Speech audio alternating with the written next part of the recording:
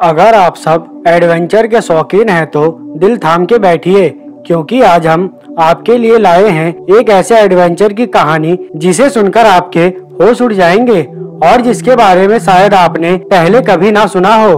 दुनिया के सबसे बड़े शिखर माउंट एवरेस्ट पर चढ़ने की शुरुआत साल 1921 से ही हो चुकी थी, लेकिन उसकी चोटी तक कोई नहीं पहुंच पा रहा था।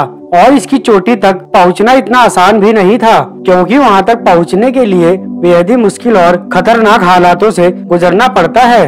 दोस्तों, 29,028 फीट की इस मंजिल के रास्ते में बहुत सारे मौत के दरवाजे हैं। इस मिशन में कई लोग असफल हुए और कई लोगों ने अपनी जान गंवा दी और बहुत सारे लोगों का शव आज भी इस बर्फीली चट्टानों के बीच दबा हुआ है, जिसे आज तक कोई वापस नहीं लाया।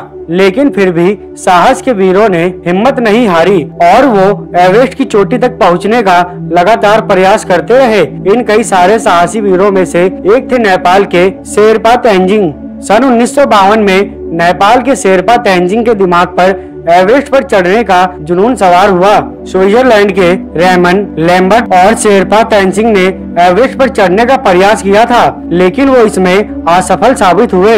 1952 में शेरपा और रोमन लगभग एवरेस्ट के शिखर पर पहुंच चुके थे, लेकिन बेहद कठिनाइयों के चलते उन्हें एवरेस्ट की चोटी से महज 1000 फीट की दूरी से वापस आना पड़ा। मंजिल के इतने करीब होकर भी वापस आना बड़े दुख की बात थी उन दोनों के लिए, लेकिन तेंजिंग ने हार नहीं मानी। फिर एक साल बाद सन 1953 में शेरपा ने 7 अंग्रेजों और 2 न्यूजीलैंड के पर्वत आरोहियों के साथ एवरेस्ट के अभियान के लिए निकल पड़े। तेंजिंग और एडमर हेनरी की टीम ने पहाड़ चढ़ने की शुरुआत 9 अप्रैल 1953 के दिन शुरू की।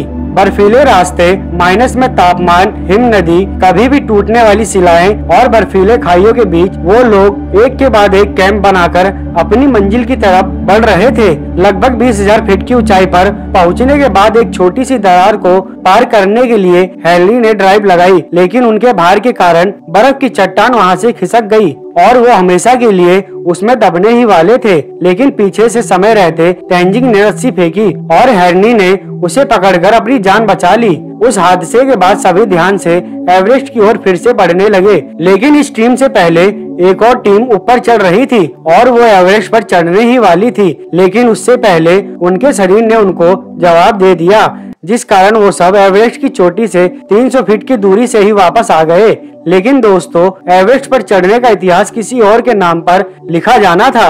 इस्वन की टीम पीछे लौटी। इसके बाद तेंजिंग की टीम आगे बढ़ने लगी। तापमान -27 डिग्री सेल्सियस था और कई मुश्किलों को पार करते हुए ये साहस के वीर हिम्मत से आगे बढ़ते गए। दोस्तों, एवरेस्ट की चोटी से पहले आने वाला आखिरी छोर सबसे खतरनाक माना जाता है, जहां पर पहुंचते पहुंचते कई लोगों ने आखिर में अपनी जान गंवाई है। लेकिन दोस्तों, तेंजिंग और हेनरी की टीम कुदरत और अपने शरीर की कठिनाइयों का सामना करते हुए एक के बाद एक कदम आगे बढ़ाते गए और सुबह के 9 बजे वो लोग दक्षिणी शिखर पर पहुंच गए। धीरे धीरे ऑक्सीजन खत्म हो रहा था और उनके पास उतना ऑक्सीजन भी नहीं था कि वो इस पूरे अभियान को ठीक से खत्म कर सके। तेंजिंग की गति धीमे हो रही थी और उनके पांव धीरे धीरे भारी हो रहे थे। कुछ यही हालात हेनरी का भी था। हेनरी ने तेंजिंग की तरफ देखा, उनको कुछ समय के लिए रोका और उनके ऑक्सीजन नली को साफ किया, क्योंकि उन्हें सांस लेने में तकलीफ हो रही थी। वो लोग हर कठिनाइयों का सामना करते रहे और अपने कदम एवरेस्ट की चोटी की तरफ बढ़ाते रहे और आखिर में 29 मई 1953 को तेंजिंग और हेनरी का नाम इतिहास में दर्ज हो गया, जब वो 11:30 पर दुनिया की सबसे ऊंची चोटी, जिसकी ऊंचाई 29,028 फीट यानी 8,848 मीटर की थी। लेकिन जब वो उसके ऊपर पहुंचे तो उनकी खुशी का कोई ठिकाना नहीं था। ये एवरेस्ट की रियल वीडियो है जो इंसान को मंत्र मुक्त कर देती है। तो दोस्तों, आज की वीडियो में बस इतना ही। अगर आप सबको मेरी ये वीडियो पसंद आई तो इसे एक लाइक दें, साथ ही अपने दोस्तों के साथ हमारी इस वीडियो को शेयर करें। हम मिलेंगे एक और नई जानकारी के साथ। तब तक के लिए नमस्कार। वीडियो देखने के लिए थैंक्स।